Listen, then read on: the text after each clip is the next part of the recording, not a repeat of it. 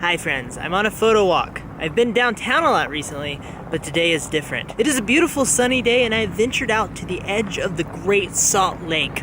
Ah yes, the Great Salt Lake.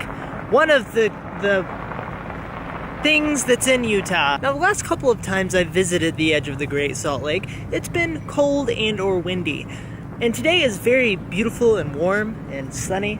And so I'm excited about this. Visibility is nice. I was worried that I wouldn't be able to find people to take photos of, but there are quite a few people roaming on the beach. I see a sailboat over there. I'm gonna see if I can create a couple of successful photos.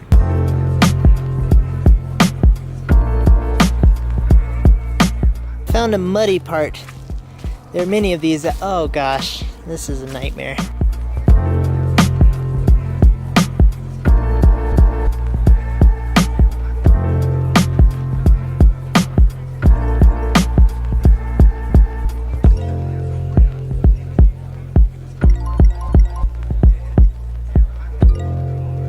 I've made it to the edge. I'm going to take some photos now.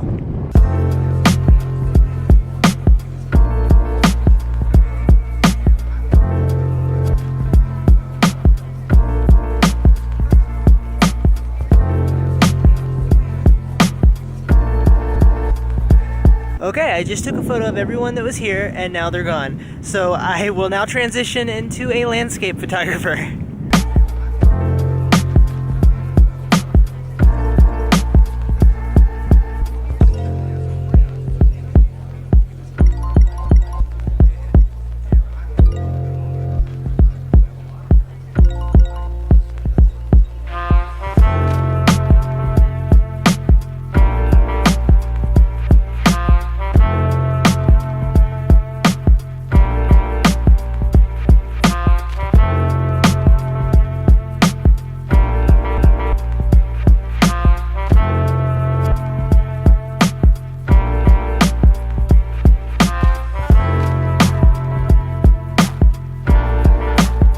Thing that I love about the Salt Lake, minus this industrial facility and a highway over here, is you feel like you are transported back into ancient times with all these sailboats just drifting along the open water. I mean, change the landscape a little bit and turn that industrial facility into a pyramid and we're in ancient Egypt.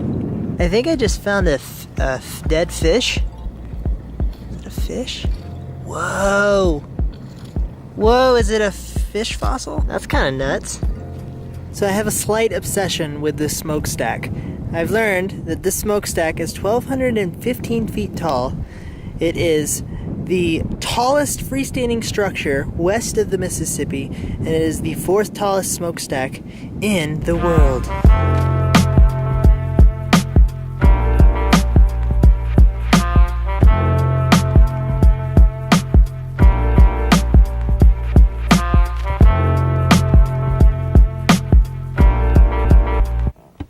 Well, that was a treat.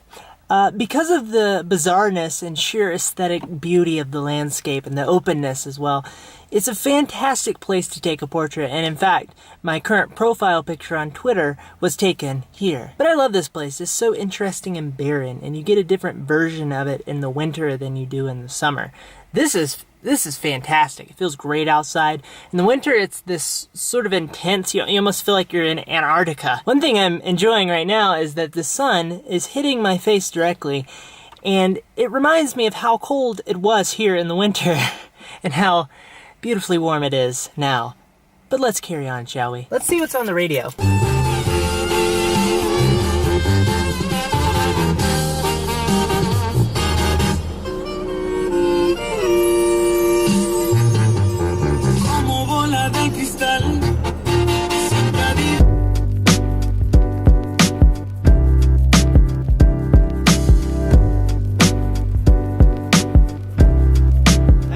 Back at my apartment. This desk is in the hallway.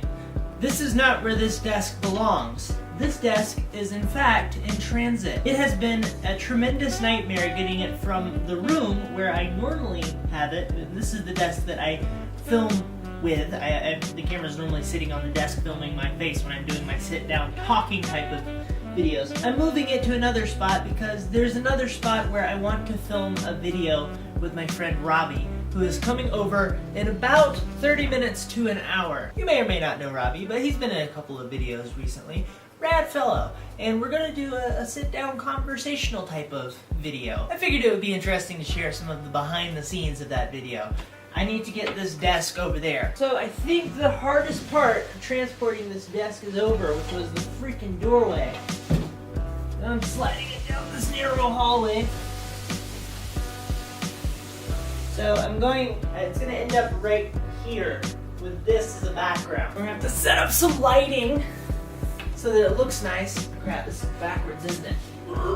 By the way, this is a fantastic all-purpose desk. You can find it at IKEA.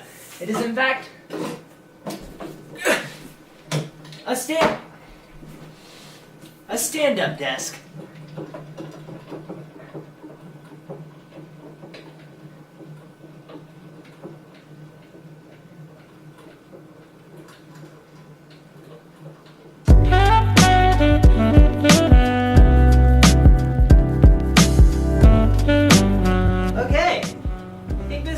Together. This might work out. I just have to set up some lighting that looks halfway decent, and I think we'll be in good shape. I should also clean my kitchen though. Okay, we're looking pretty good. I won't show that part. This came together quite nicely. I think that this lighting should be enough for us, but if not, we'll add something over here maybe. Okay, it's gone from a lonely party to a party with 2 other people. We have Robbie here. He's going to be my shooting buddy today. We have Christina here, my wife. She's going to make a smoothie. Yes. I think we're gonna have a gay old time. Whoa. I think our setup's quite nice. I'm really excited for how this is gonna turn out. He brought his A7 Mark 35 here. We're gonna shoot in 15K at 120 frames per second, because why not? It's gonna be a 4-minute conversation that lasts for 2 hours. Yes. That's the goal. We're all about innovating here, guys. Robbie had a brilliant idea. Robbie, tell me what your idea was. Flip the table. We're gonna flip the table upside down and use the legs of the table as the desk. It's not that. Oh, a different kind of flipping. Yes. And then we're gonna put the camera there, and then it's gonna be more conversational as opposed to feeling like we're doing some sort of news broadcast. And that's a great idea, so high fives. It's not that innovative, but yeah, it does. It was good. I didn't think of it, so, you know, and I think of a lot of things. Do you? No. Nothing going on up there? Yeah, just like that. Oh. Snap! Who are you fighting?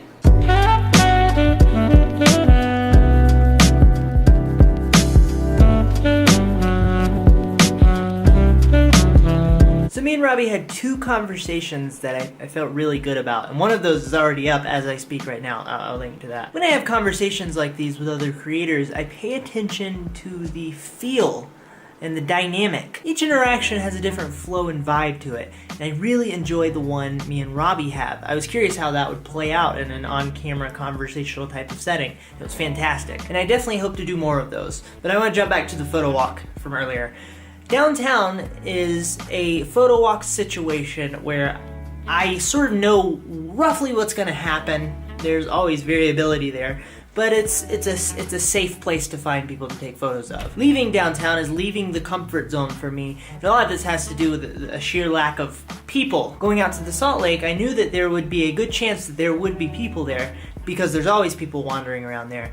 But I wasn't sure how many people would be there, and if those people would be interesting enough for a photo, and how everything would play out. So what this does is this forces me to embrace and be more comfortable with that challenge and try to see what I can pull out of it.